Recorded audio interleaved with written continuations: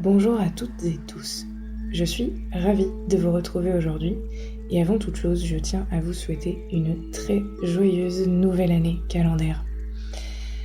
Alors voilà, ça fait un petit moment que je n'ai pas posté sur cette chaîne, donc il y a un petit peu le trac de la reprise. Surtout que pour celles et ceux qui ont suivi un petit peu mon actualité de ces derniers mois, les choses ont été pour le moins mouvementées pour moi. Donc voilà, c'est avec grand plaisir, avec beaucoup de joie que je me pose aujourd'hui pour vous proposer une étude de cas, une étude de thème. Et j'ai choisi pour reprendre les analyses, pour reprendre le chemin de YouTube aussi, de vous proposer une analyse du thème de Henry David Thoreau, donc le philosophe américain que certains d'entre vous, certaines doivent bien connaître. Je pourrais vous expliquer pendant de longues heures pourquoi j'ai choisi ce thème et pas celui de quelqu'un d'autre, mais très brièvement, j'ai choisi pour cette nouvelle année 2023 de me focaliser sur justement des profils, des thèmes aussi qui nous permettent de regarder vers l'avenir avec optimisme. Alors, Thoreau, donc le philosophe américain en question, il était naturaliste. Alors je vais en parler avec beaucoup d'à peu près. Hein. Ce n'est pas le profil de quelqu'un que je maîtrise parfaitement. Je connais pas très bien son parcours à vrai dire. Par contre, j'ai lu son chef-d'œuvre Walden, certainement très connu aussi parmi mes abonnés.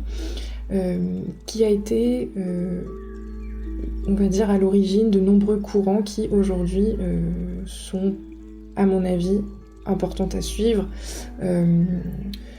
L'idée étant, si vous voulez, d'apprendre l'autonomie. Alors, pour replacer un petit peu les choses, donc Walden, c'est un ouvrage qui a donc été écrit par ce monsieur à la fin du 19e siècle, au moment où il est allé s'isoler de son Amérique, on va dire, du brouhaha américain de l'époque. Il est allé s'isoler dans une cabane et vivre en fait auprès d'un lac, donc le lac Walden.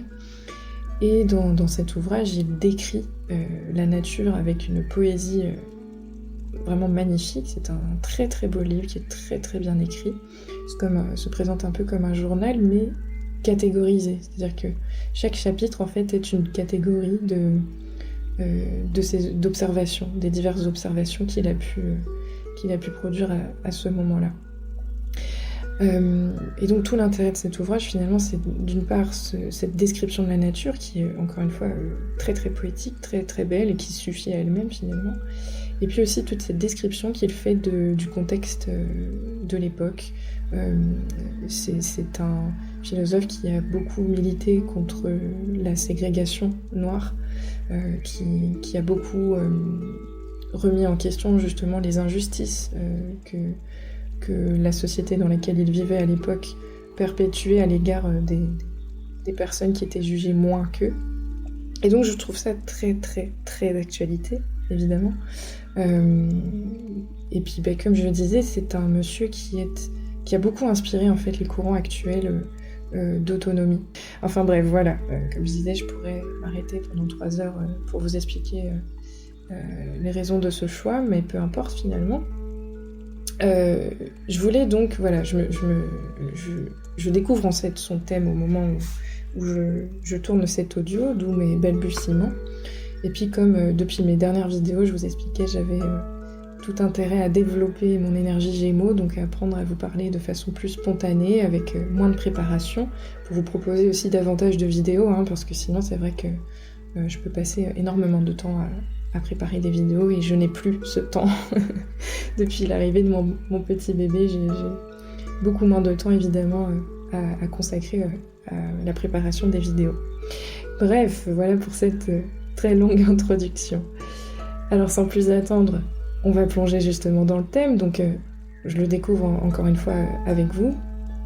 Et alors, quand je vois ce thème, la première chose qui me frappe tout de suite d'emblée, c'est l'interception.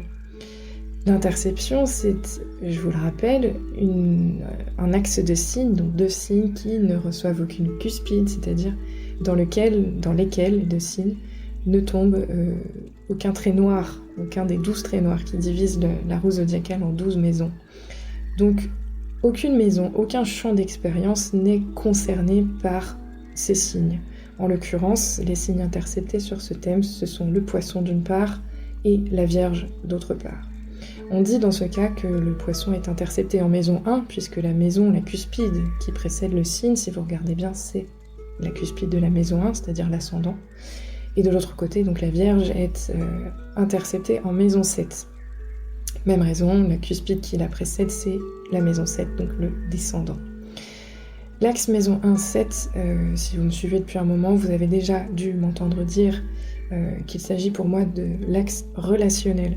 C'est en effet le champ d'expérience, cet axe, qui nous permet de nous positionner face au monde. Donc le je suis au niveau de l'ascendant de la maison 1, l'identité, finalement notre identité propre, peut alors se projeter, se montrer au monde qui en l'occurrence se trouve donc en maison 7, la maison 7, l'altérité, le descendant. Comment moi, ascendant, je me projette, je me montre dans le monde, maison 7.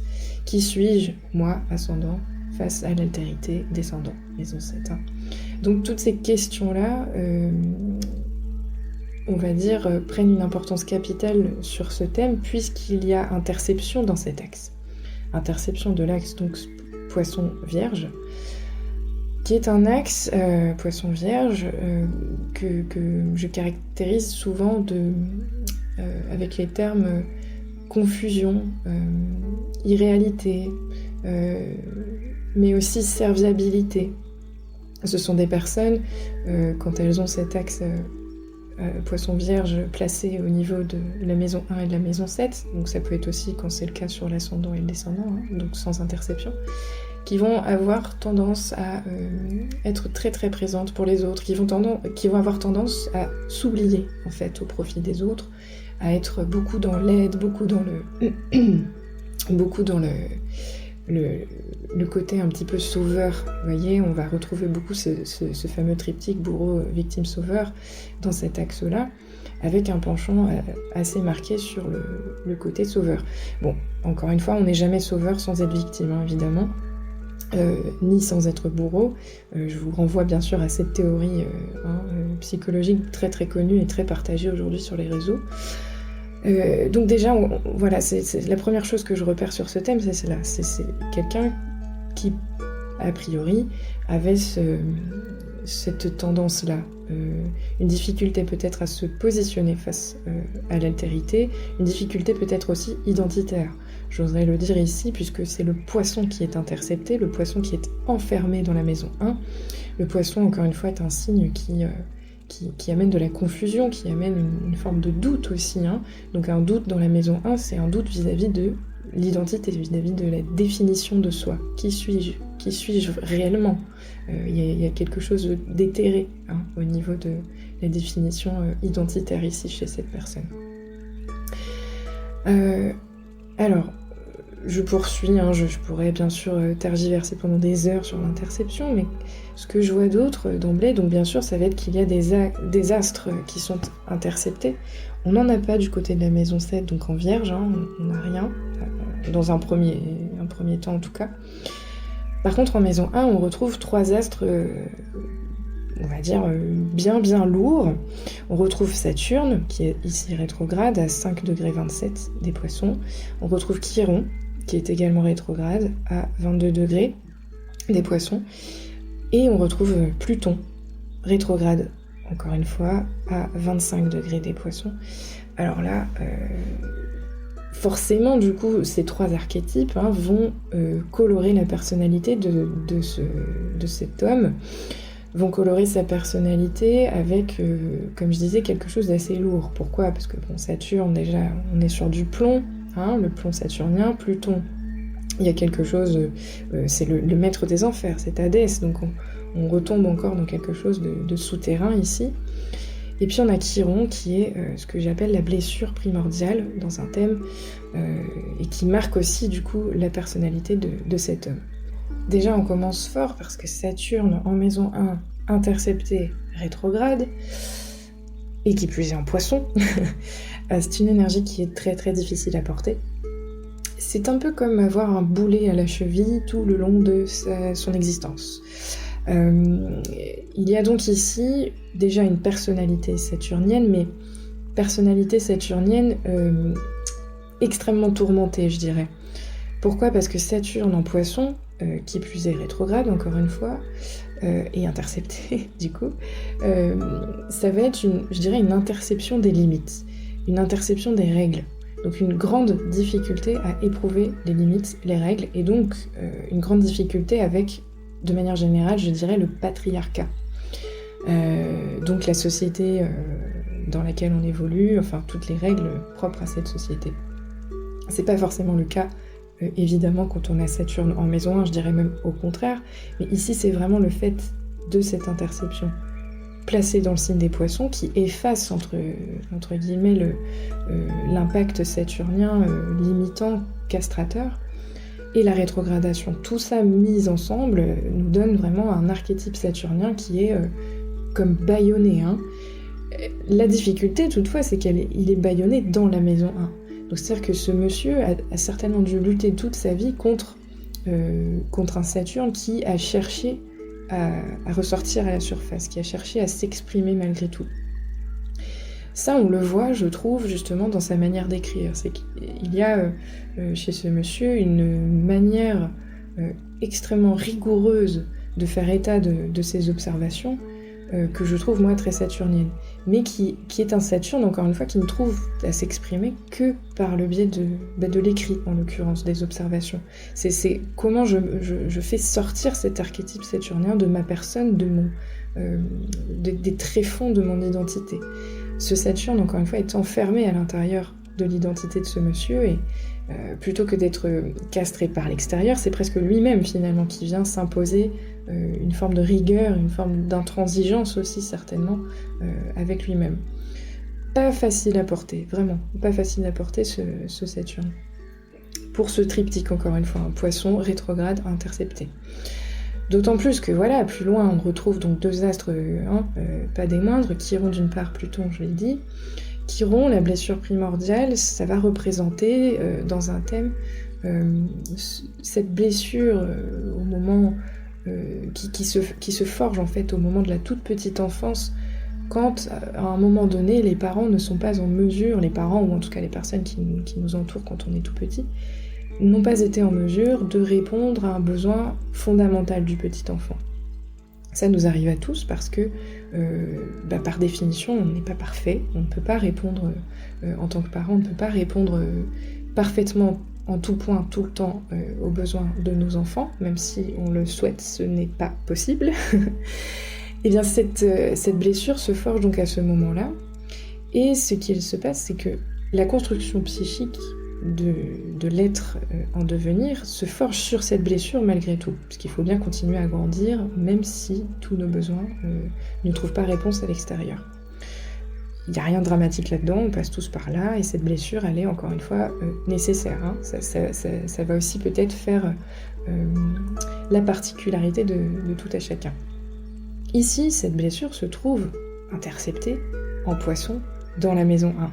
Donc même chose que Saturne, elle est complètement intériorisée. Hein. Elle est presque inaccessible même. Chiron rétrograde dans un thème, il y a déjà cette notion presque, pas d'inaccessibilité, mais de difficulté à se saisir d'eux. On a du mal en fait à prendre conscience de sa blessure quand elle est comme ça rétrograde. Et alors justement, le fait d'avoir du mal à avoir accès à cette blessure, c'est aussi assez significatif, puisque cette blessure de Chiron en maison 1, c'est assez typiquement une blessure de conscience de soi. Sans parler du fait qu'on est aussi sur, bien sûr, une problématique d'affirmation de soi. C'est-à-dire, si je ne sais pas qui je suis, si je n'ai pas conscience de qui je suis, forcément, je vais avoir du mal à m'affirmer. Donc on est sur une blessure, voilà, d'effacement de soi, même, je dirais ici. Hein. Il y a une notion de... Déjà, rien qu'avec le fait d'avoir le Poisson intercepté en maison 1, on flotte. Qui suis-je où voilà, où vais-je? Enfin, ces questions-là, clairement, il a dû se les poser toute sa vie. Ça a dû être difficile, effectivement, de savoir voilà, de trouver des éléments de réponse à cette question qui je suis. Encore plus que pour tout à chacun, puisque tout le monde se pose cette question, bien sûr, à des états différents. Là, c'est quelque chose qui a très profondément, certainement, marqué la personnalité de ce monsieur. Qui plus est, nous avons Pluton juste après Chiron, donc il y a pu y avoir dans la toute petite enfance, ou en tout cas dans les premières années de vie, de grandes difficultés, voilà, comment dire, à avoir accès à son individualité propre. On a peut-être fait en sorte de castrer justement tous les désirs de cet homme, de faire en sorte qu'il ne puisse pas s'exprimer, de faire en sorte qu'il y ait cette sorte d'effacement de la personnalité. Surtout, ne t'exprime pas, surtout ne nous montre pas que tu es là, on ne veut pas savoir si tu as mal, si tu as froid, si tu as peur, etc. Voilà, on a peur de profondes blessures ici, Chiron conjoint Pluton rétrograde, intercepté en Poisson, maison 1, c'est très très lourd, très lourd. Donc c'est un monsieur, de ce que j'ai pu percevoir, qui parlait justement très peu de lui. Je crois qu'il était justement connu pour ça. Les éléments biographiques ne sont pas venus de son écrit, de ses écrits à lui, de ses partages à lui, sont plutôt venus des personnes qui le connaissaient. C'est-à-dire qu'on a pu retracer un petit peu son histoire de vie grâce aux personnes, voilà, qui le connaissaient, et pas parce qu'il nous a parlé de lui. Il n'y a pas de biographie à proprement parler de Thoreau. Vous me direz si je me trompe, c'est possible que ce que je dis ne soit pas vrai du tout, mais il me semble en tout cas dans ce que j'ai perçu que c'est quelqu'un qui parlait vraiment très peu de son parcours. Il décrivait les choses, il décrivait l'extérieur, donc on voit bien qu'il y avait une difficulté avec le soi, avec le soi avec un grand S. Bon, alors je passe à autre chose parce que vous voyez, on pourrait... il y a énormément de fils à tirer, bien sûr. Qu'est-ce qui me frappe sinon ? La duplication, parce que quand il y a interception, il y a nécessairement duplication. La duplication, c'est quoi ? Eh bien, ce sont deux axes de maisons qui tombent dans un même axe de signe. En l'occurrence, cela se passe sur l'axe Gémeaux-Sagittaire. Si vous regardez le Gémeaux, on a la cuspide de la maison 4 et la cuspide de la maison 5 qui s'y trouvent. Et le Sagittaire, on a la cuspide de la maison 10 et la cuspide de la maison 11. Et c'est quoi la duplication ? Eh bien, c'est justement là où on va aller chercher les clés de résolution de l'interception. Donc toutes les difficultés propres à ce monsieur-là, relationnelles, qui je suis, la difficulté identitaire, il est allé les résoudre justement dans cet axe Gémeaux-Sagittaire. L'axe Gémeaux-Sagittaire, c'est quoi ? Eh bien, c'est l'écriture.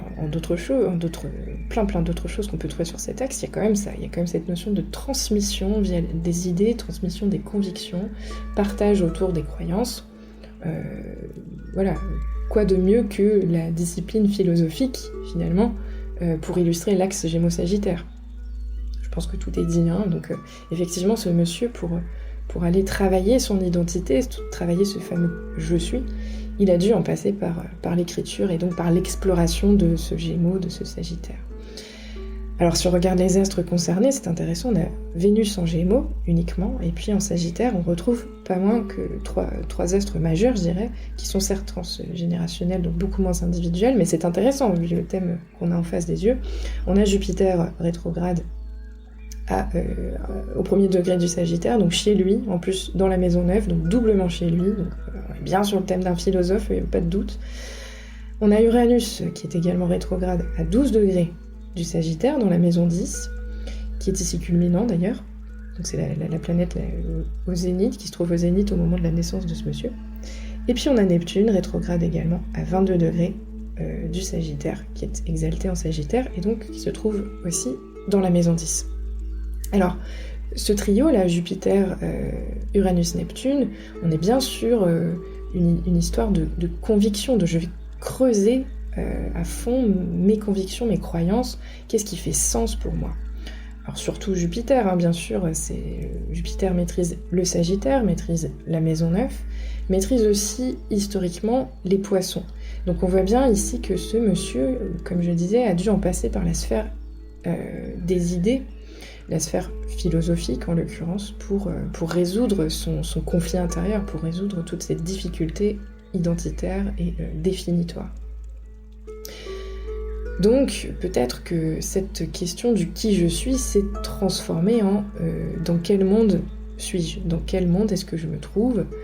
Qu'est-ce qui m'entoure ? Comment puis-je décrire ce qui m'entoure ? Comment puis-je communiquer à propos de ce qui m'entoure ?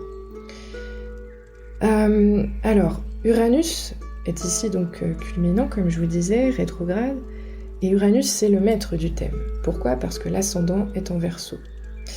Le maître de l'ascendant, c'est le maître du thème.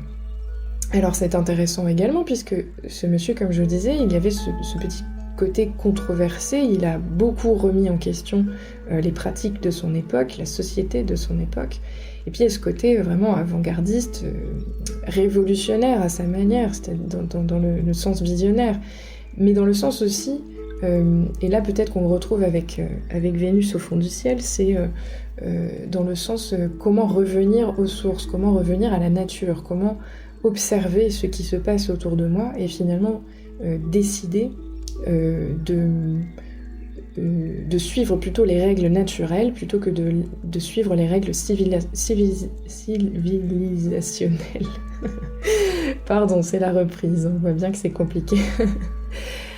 Donc oui, d'autant plus que, bon là je fais un bond, mais ce monsieur il est blindé du signe du cancer, on a un soleil en cancer, une lune en cancer et un mercure en cancer. Donc on voit bien qu'il y a ce besoin de retour aux sources, ici je dirais le retour aux sources naturel, hein, vraiment. Encore une fois, il y a cette notion de naturalisme qui est très fort chez Thoreau. Et puis, bon allez, ça y est, je pars dans tous les sens. Ce nœud nord en taureau, qui nous intéresse beaucoup, nous, puisque là, bon, on va bientôt en sortir, mais au début de l'année 2023, au moment où j'enregistre cet audio, on est encore sous l'égide d'un nœud nord en taureau. Et donc oui, il y a, avec le nœud sud en scorpion, vous l'avez bien vu, on l'a tous vu, il y a on a besoin de remettre de l'ordre, on a besoin d'ordonner les choses et puis surtout de retrouver du plaisir, de retrouver de la joie, de retrouver nos sens, de retrouver le plaisir de la sensorialité. Et là, pour ce monsieur, c'est réellement passé par cette exploration de la nature. Je vais m'isoler de la civilisation, je vais observer les oiseaux, je vais observer tous ces petits animaux qui passent devant moi chaque jour. Alors je sais plus, à un moment il y avait un petit animal qui venait lui piquer ses vivres dans la cabane et puis il le laissait faire, il le regardait faire en fait et ça l'amusait beaucoup, ça l'intriguait, je crois même au point où il a fini par sortir de sa cabane pour rester à l'extérieur quelque temps pour l'observer en fait. Donc il y a vraiment cette observation très minutieuse des comportements animaux, des petits animaux qui l'entouraient. Alors c'était peut-être juste un rat ou une souris, hein, mais c'est expliqué avec tellement de poésie encore une fois et tellement de recul intellectuel, philosophique probant, j'ai envie de dire que voilà, ça rend la petite souris, voilà, c'est un objet d'étude fascinant, quoi. Donc voilà, on a ce nœud nord en taureau qui vient nous permettre cela ici, nœud nord en maison 3, nœud sud en maison 9, donc la maison 9, la maison des idées, la maison, voilà, j'en parlais à l'instant, jupitérienne, hein, comment j'analyse le monde, il y a une petite notion de supériorité dans le sens idéique des idées, je perçois les choses au niveau des idées, et avec la maison 3, je vais avoir besoin de descendre dans le monde, je vais avoir besoin de descendre dans l'être là, pour découvrir un petit peu ce qui se passe autour de moi et comment j'applique ces idées et cette analyse que je suis capable de produire, comment je l'applique finalement à l'être là du monde qui m'entoure, en l'occurrence des petits animaux, vous voyez, de cette petite souris qui passe, qui vient rentrer dans la cabane, bon, et des oiseaux. Parce qu'il a beaucoup décrit les oiseaux. Il a aussi beaucoup décrit les plantes, hein, il a fait tout un inventaire de plantes comestibles, etc. Vraiment une sorte de guide de survie de naturaliste, voilà, comment je me débrouille dans la nature. Un beau nœud nord en taureau, en somme, en maison 3, puisqu'il a beaucoup écrit à ce sujet. Je me suis complètement perdue, hein, puisque j'étais partie sur la duplication, je reviens sur ma duplication. Et alors, on va regarder, quand on a une duplication, on va regarder les axes de maisons concernées. Ici, on a l'axe maison 4, maison 10, qui va correspondre là où l'axe ascendant-descendant était l'axe relationnel. L'axe maison 4-10, ça va être l'axe de la réalisation personnelle. Comment je quitte mes origines mon cocon, le nid dans lequel j'ai grandi, pour me diriger vers ce qui fait sens pour moi uniquement en tant qu'individu. Donc on voit bien, puisque ce monsieur débarque avec un problème identitaire massif, on voit bien qu'ici, pour lui, tout l'intérêt, ça va être justement de se réaliser en tant que philosophe, en tant qu'écrivain, en tant que poète. Je sais pas comment il était considéré, j'ai pas été lire avant, j'aurais dû aller lire la page Wikipédia, mais bon, je vous invite à le faire pour compléter un petit peu l'analyse si ça vous intéresse. Enfin voilà. Et de l'autre côté, on a l'axe maison 5, maison 11 qui est également concernée par cette duplication. Et maison 5, 11, c'est...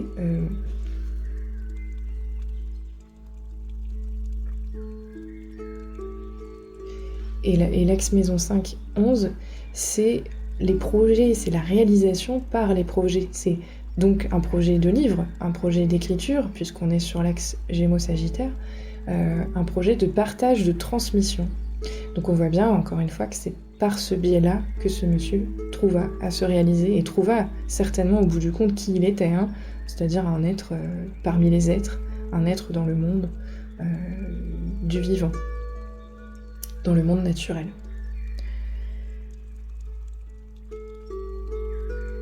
J'ai oublié de parler de Neptune qui se trouve aussi dans cette duplication, qui se trouve sur la fin de la maison 10 et qui est là, qui est le maître de l'interception du côté de la maison 1 puisqu'elle maîtrise le signe des poissons.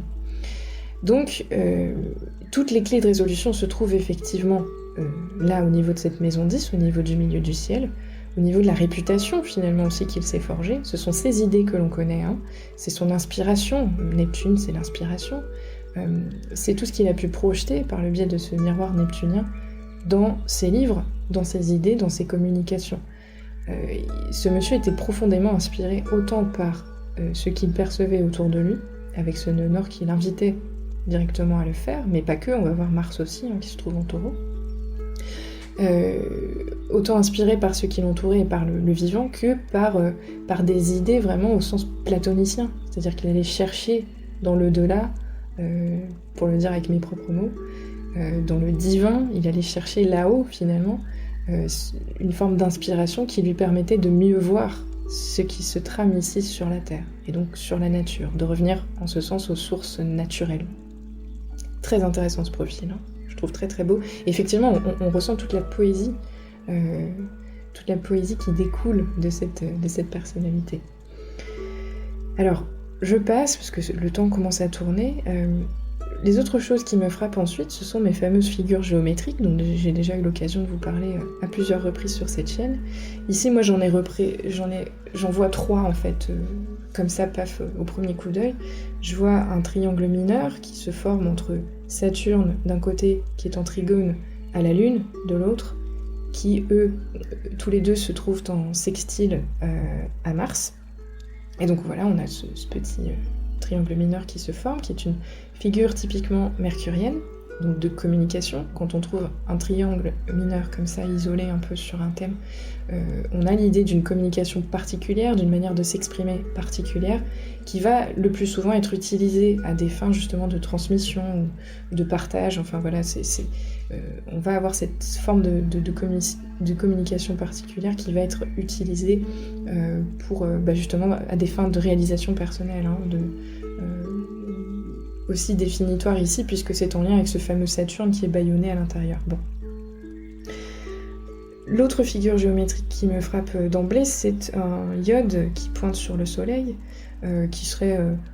s'il y a des astrologues traditionnalistes qui passent dans le coin, on va me taper sur les doigts en me disant que ça ne se fait pas, puisque c'est le quinconce entre le soleil et l'ascendant ne devrait pas être pris en compte, mais bon, je m'en fiche. Moi, je travaille avec la projection beaucoup plus qu'avec la tradition. Et donc, on a ce iode entre, un sextile entre Neptune, ascendant, qui forme donc 2 quinconces au soleil. Iode sur le soleil, c'est pas rien, hein. Le iode, c'est une figure qui vient nous parler d'une énergie qui bouillonne justement à l'intérieur et qu'on ne sait pas trop comment utiliser. Le soleil, je vous ai fait une vidéo il y a quelques mois à son sujet, pour moi, n'est pas identitaire. Donc, Thoreau n'était pas Cancer, Thoreau était Verseau. Je dirais, il était Verseau et Scorpion, puisqu'il avait son nœud sud en Scorpion. Mais par contre, ce qui l'animait profondément, c'était cette énergie du Cancer, maison 6, où se trouve le soleil. C'est-à-dire, c'était vraiment sa raison de se lever le matin. Et là, effectivement, la maison 6, la cuspide de la maison 6, sur laquelle tombe directement son soleil en Cancer, moi, tout de suite, d'emblée, j'y vois l'inspiration à écrire, la créativité avec le Cancer, bien sûr. Le côté, justement, je reviens aux sources, comme je disais tout à l'heure, le retour à la nature, hein. Mais en maison 6, c'est la maison mercurienne, la maison analogique au signe de la Vierge. On écrit en maison 6. On partage aussi, voilà, autour de la nature. La maison 6, aujourd'hui, je dirais, c'est la maison de la naturopathie, vous voyez. Donc c'est à la fois le soin du corps, le soin... vraiment revenir aux pratiques naturelles, aux bonnes pratiques, revenir à la source, à cette source-là qui est la nature, hein. Là, je peux pas mieux le dire. Et ça, c'est clairement ici ce qui apportait beaucoup de joie à ce monsieur, c'était sa raison de vivre, puisque c'est ça le soleil dans un thème, c'est notre envie de vivre, hein, ce qui nous pousse, comme je le disais, à nous lever le matin. Et voilà ce qui clairement poussait ce monsieur à se lever le matin. Et troisième figure que j'ai repérée, c'est le fameux T carré qui fait toujours très peur, qui ici se trouve justement pointé, le point focus de ce T carré, c'est Saturne, qui est donc en carré d'une part au milieu du ciel, puis on pourrait dire à Jupiter aussi, et d'autre part à Vénus, et donc au fond du ciel. Et donc on a, c'est toujours intéressant les T carrés qui se forment avec l'axe fond du ciel, milieu du ciel à mon sens, puisque on vient voir quel est l'astre en point focus qui va venir empêcher ou en tout cas ralentir la réalisation personnelle, puisque le fond du ciel, comme je vous disais, ce sont les racines, le milieu du ciel, c'est là où on va pour se réaliser. Et ici, on voit bien que pour se réaliser, il faut passer par ce Saturne, donc il faut passer par ses limites intérieures et les transcender.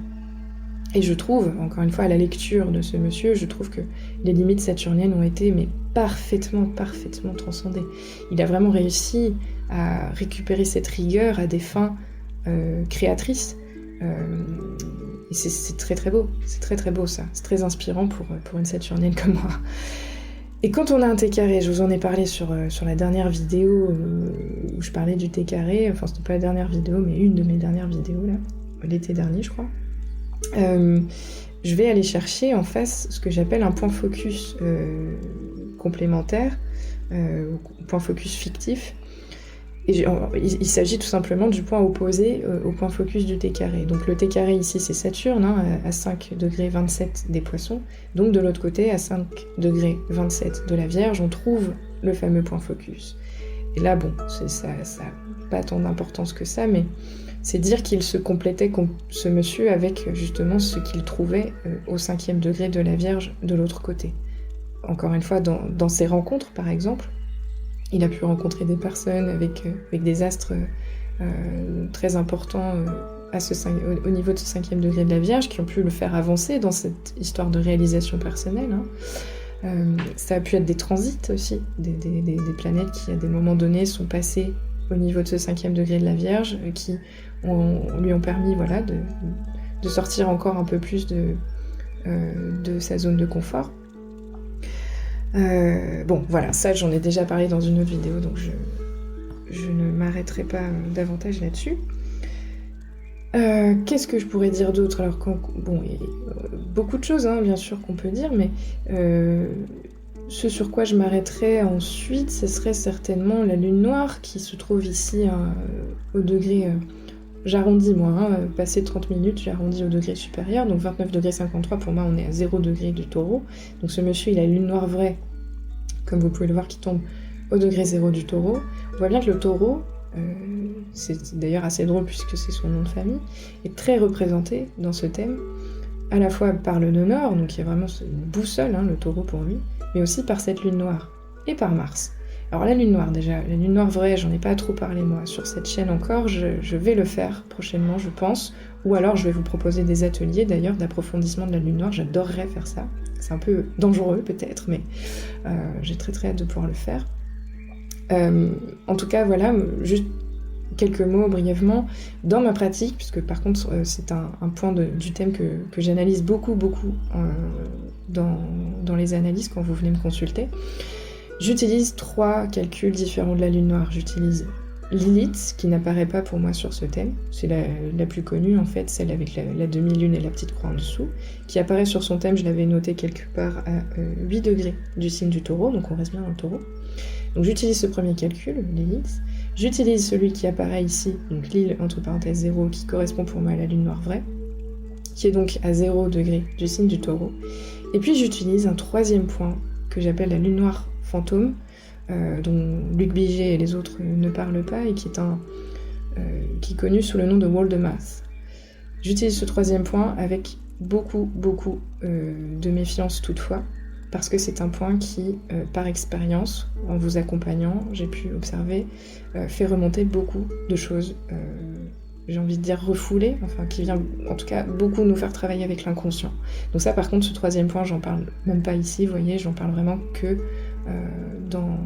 dans les approfondissements de la lune noire que je propose, avec un suivi plus ou moins thérapeutique, en tout cas dans un cadre rigoureux et bien surveillé. Alors, donc la lune noire vraie, puisque c'est ça qui nous intéresse, la lune noire vraie, c'est comme son nom l'indique, la réelle énergie de la lune noire. C'est-à-dire qu'il y a plusieurs points autour de cette lune noire, parce que justement elle essaye de nous fourvoyer, elle essaye de nous faire croire en quelque chose qui n'est pas vrai. Et donc tout l'intérêt, ça va être d'aller chercher la vraie lune noire. Ici, pour ce monsieur, elle se trouve donc à 0 degré du Taureau. Qu'est-ce que c'est la lune noire vraie? C'est un archétype qui nous parle d'une énergie qu'on aurait dans d'autres incarnations parfaitement maîtrisée, avec laquelle on aurait été, mais alors vraiment très à l'aise, au point où on aurait fini par en abuser, on se serait fait mal avec, on aurait fait mal à d'autres, c'est ce que je répète à chaque fois. Et donc il y a une notion de chute. Luc Biget en parle très bien dans son travail, dans ses ouvrages, dans ses partages. Et la chute, c'est que en arrivant dans cette présente incarnation, on se sent très mal à l'aise avec cette énergie. Il y a à la fois un profond désir de la récupérer, parce qu'on se souvient d'avoir été vraiment maître en la matière, mais il y a aussi beaucoup de peur autour de cette énergie. On a très peur de se refaire mal avec, de se recogner en fait.